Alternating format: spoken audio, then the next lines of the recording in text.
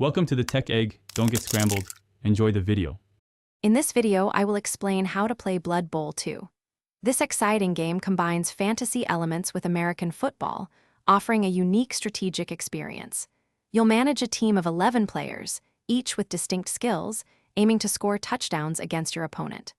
A full game consists of 16 turns, divided into two halves of 8 turns each. Your primary goal is to outscore your rival by moving the ball into their end zone. Let's dive into the core mechanics. Understanding player movement and actions is fundamental to success. Each player has a movement allowance, dictating how many squares they can traverse per turn.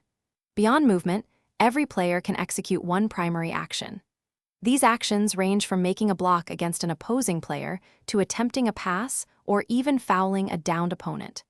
Strategic positioning of your players is absolutely vital for controlling the pitch and executing your game plan effectively.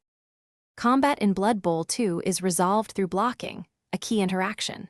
When two players engage, you roll special block dice to determine the outcome. These dice can result in various effects, such as pushing an opponent back, knocking them down, or even causing an injury. Mastering the art of blocking is essential for creating gaps in the opponent's defense, protecting your ball carrier, and ultimately dominating the line of scrimmage throughout the game. Beyond the pitch, effective team management is crucial for long-term success. Your players gain experience and new skills over time, allowing for powerful customizations.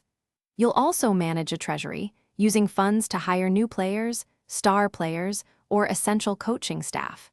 Adapting your strategy to counter your opponent's strengths and exploit their weaknesses is key. Always prioritize protecting your ball carrier while applying constant pressure on the opposing team to secure victory.